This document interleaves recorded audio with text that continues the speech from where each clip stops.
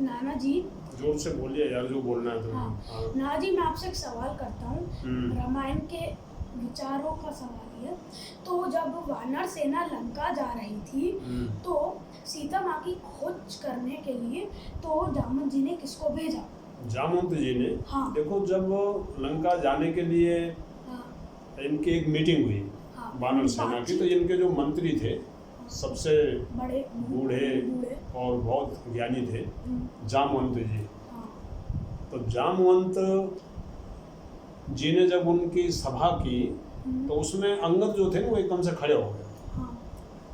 तो रामायण में एक चौपाई है, किष्किंधा कांड की आखिरी जो चौपाई वगैरह हैं, उसमें सुंदरकांड से पहले बोलनी चाहिए। ठीक है ना?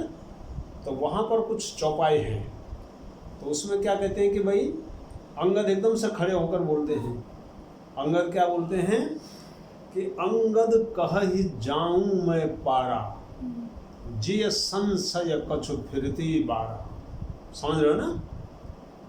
फिर क्या हुआ? जामवंत कह तुम सब लायक, जामवंत कह तुम सब लायक, पठैय किमि सब ही कर नायक।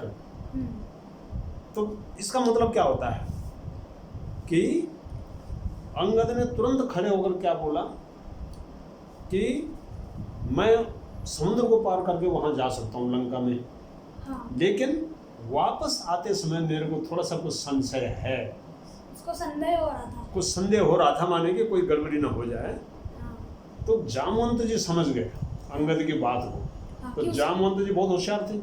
तो उन्होंने क्या बोला कि भाई अंगद, ऐसा है कि तुम सब के सब लायक हो, तुम भी लायक हो, और अगर तुम चले जाओगे तो फिर तुम यहाँ की सेना के एक नायक हो, इसलिए तुम रहने दो। उनका ये प्लान था। ठीक है? उसके बाद इसके बाद एक दूसरी और चौपाई जो है शुरू होती है। तो जो अपने जामवंत जी, उनका नाम रीछपति भी थे वो। तो कहा ही रीछपति सुन हनुमान, उन्होंने हनुमान जी की तरफ इशारा करके कहा कि हनुमान जी सुनो, का चुप साध रहे हो बलवान, कि तुम इतने बलवान होकर और चुपचाप क्यों बैठे हो? भाई चुप क्यों? समझ रहे हो ना? फिर क्या बोला उन्होंने? पवन तनय और बल पवन समाना।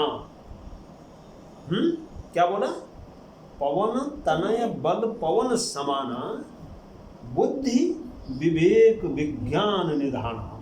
समझ रहे हो ना? तो उन्होंने बोला कि हनुमान जी आप चुपचाप क्यों हो? हैं?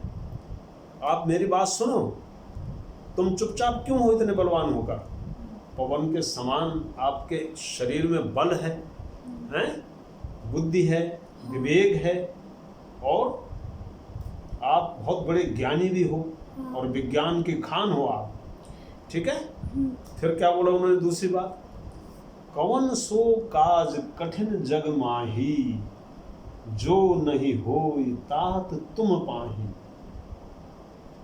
कठिन सो काज कठिन जग माही, कवन सो काज कठिन जग माही। कौन सा काम ऐसा है यार जो इस संसार में तुमसे नहीं हो, तुम्हारे लिए कठिन है?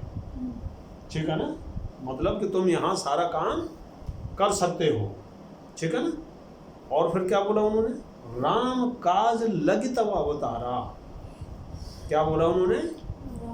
कि राम काज लगी तब अवतार। आपका जो अवतार हुआ है वो भगवान राम के काम को करने के लिए ही हुआ है। जोर से बोलो यार, तुम हमारी आवाज है। तो क्या बोला उन्होंने?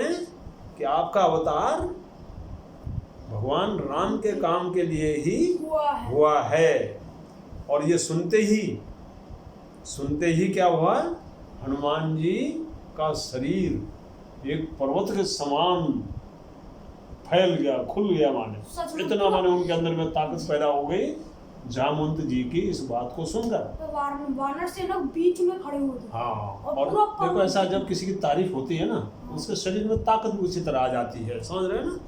तो हनुमान जी के अंदर में जब जामवंत जी ने इस तरह से तारीफ की तो हनुमान जी के अंदर में बहुत बड़ी ताकत पैदा हो गई। तो कभी भी नकारात्मक बात मत करो, सकारात्मक करो तो एक ऊर्जा का संचारण होता है शरीर में। समझ रहे मेरी बात? अब क्या बोला, फिर उन्होंने और ज्यादा भड़का दिया हनुमान जी को।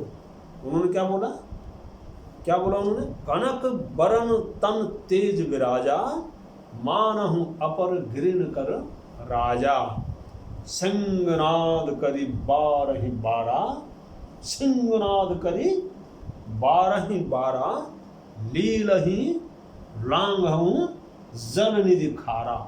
क्या मतलब हुआ इसका भाई? कनक बरन तन तेज विराजा, उनका सोने का सा रंग है, शरीर पर तेज सुशोभित है, मानो दूसरा पर्वतों के राजा सुमेरु पर्वत जैसे बन गए हों। ठीक है। और हनुमान जी ने फिर क्या किया, जब अपनी तारीफ सुन ली ना, तो सिंहनाद करी 12 कई बार उन्होंने सिंह की तरह गर्जना निकाली, और उस आवाज में भागने लगे। हाँ, तो उस आवाज में उन्होंने क्या बोल दिया, करे ये समुद्र क्या है, इस खारे समुद्र को तो मैं ऐसे ही लांग लूंगा। इतना जोश आ गया।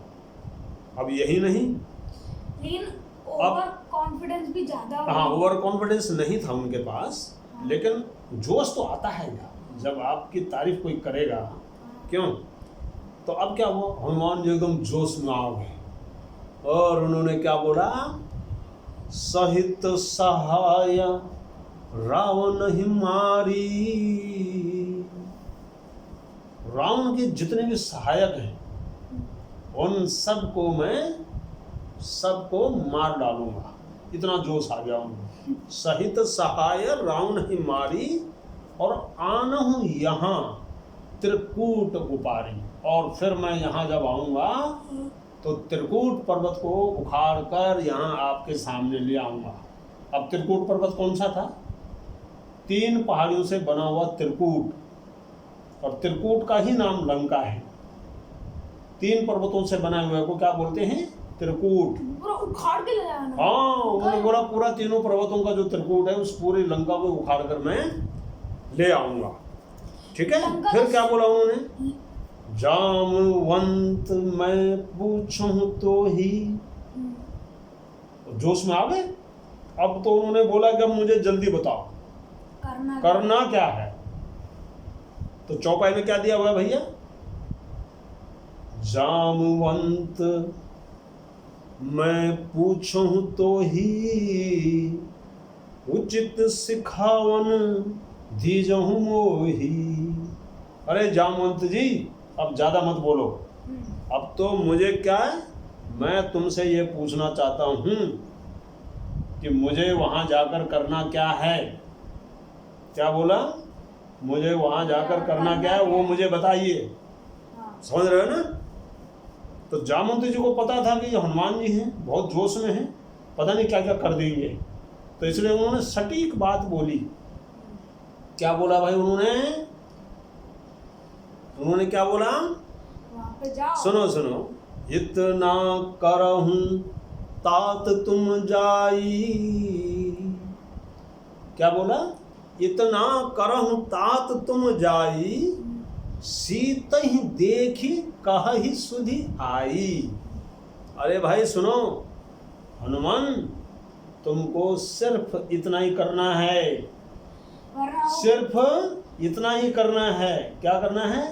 सीता ही देखी, सीता को देख कर आना है और उनकी सुधि लेकर आना है, उनकी जानकारी लानी है कि वो कैसी हैं, ठीक हैं कि नहीं है, वो जानकारी लानी है। बस इतना ही करना है, क्योंकि जामवंत जी को पता था ये वहां पता नहीं क्या क्या कर देगा। समझ रहे ना? क्योंकि वो तो त्रिकूट उखाड़ कर लाने वाले की बात कर रहे थे, इसलिए उन्होंने बोला भैया कितना करना है, सिर्फ सीता ही देखी कहि सुधि आई। वो तो भाई पूरा लंका उखाड़ के लिया, और क्या फेंक देते सीधा राम जी के साथ। हाँ, ठीक है। फिर क्या हुआ, तब निज भुजबल राजीव नयना, कौतुक लाग संग कपि सेना। ठीक है। तो उसके बाद जो है उन्होंने बोला कि तुम इतना करके आ जाओ। उसके बाद भगवान राजीव नयना जो है हमारे, भगवान राम जो है वो जाकर खुद माने वहां पर सीता जी को ले युद्ध करके और उनको परास्त करके सीता जी को उठाकर ले आएंगे। ठीक है, तो ये चीज जो है वो ये जो चीज है तब जाकर ये प्लान बनाया गया कि अब हनुमान जी ही जाएंगे सीता माता का पता लगाने। यही पूछा था आपने? हाँ, क्या पूछा था मेरे को आपने? कि जब वानर सेना लंका में सीता माँ को खोजने के लिए जा रही थी तो रावण जी ने किसको भेजा? किसने भेजा? जामवंत जी ने, है ना? हाँ, तो ये क्लियर हो गया ना तुम्हारे को? हाँ, मुझे आपसे और भी प्रश्न पूछने हैं कि जामवंत जी और हनुमान जी उनका जो उनकी बुद्धि, किसकी बुद्धि ज्यादा है? जामवंत जी की भाई। ठीक है, और ये आखिरी प्रश्न। लेकिन जामवंत जी ने ये भी बोला है कि बुद्धि विवेक विज्ञान निधाना, कि हे हनुमान जी तुम बुद्धि विवेक और विज्ञान के निधान हो। ठीक, लेकिन इसका ये मतलब नहीं हो गया कि हनुमान जी ज्यादा जो है वो बुद्धि विवेक और विज्ञान वाले थे। जो ज्ञान दे रहा है ना, ज्ञान कौन दे रहा है?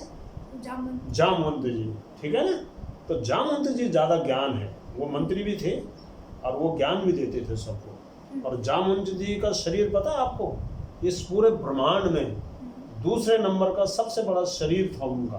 तो पहले नंबर पे किसका शरीर था सबसे बड़ा? कुंभकर्ण का। वो बहुत हजारों साल तक सोता है। हाँ, कुंभकर्ण सबसे बड़ा इस ब्रह्मांड में जिसका शरीर था वो कौन था भाई? कुंभकर्ण। और उसके बाद दूसरे नंबर पे कौन था ऐसे? जामवंत जी। तो जामवंत जी का शरीर कितना बड़ा हो? अरे अब ये तो हमने तो नहीं देखा, लेकिन इस ब्रह्मांड में सबसे बड़ा था कुंभकर्ण का। दूसरे नंबर है पृथ्वी से बड़ा नहीं है, पृथ्वी में तो वो खड़े ही थे। हाँ, पर चलो ठीक है, ओके, क्लियर हो गया तुमको अभी? और एक आखिरी प्रश्न, जल्दी बोलो। अगर जामवंत जी और नहीं, जामवंत जी में कभी पूरी रामायण में जामवंत जी की लड़ाई क्यों नहीं किसी से हुई? जामवंत जी की लड़ाई किसी लिए नहीं हुई? किसी से क्यों नहीं हुई? हाँ, किसी से इसलिए नहीं हुई कि उनको जरूरत नहीं पड़ी, उनके साथ किसी ने कोई पंगा नहीं लिया। क्योंकि हाँ, उन्होंने कोई पंगा नहीं लिया, वो ज्ञान देते थे वो। ठीक है ना, उससे वो बताते थे, वो रणनीति बताते थे, वो रणनीतिकार थे, वो सलाहकार थे, समझ रहे हो ना? हाँ, इसलिए उनको युद्ध करना किसका काम होता है? जो युद्ध जिसकी जिम्मेदारी होती है युद्ध करने की, जिसको काम दिया जाए। ठीक है ना? हाँ, तो वो युद्ध करते हैं। हाँ, लेकिन वो पता है, मैंने मैं रामायण के बारे में ऐसे देख रहा था यूट्यूब पर, तो मुझे पता चला कि तो जो पूरी रामायण में जामवंत जी ने इसलिए लड़ाई नहीं करी क्योंकि उनकी जितना ताकतवर था ही नहीं पूरे उसमें, बस हनुमान जी थे और कोई नहीं। बस वो भी हाँ, ये मेरा आखिरी प्रश्न हो गया आपसे। तो बाय।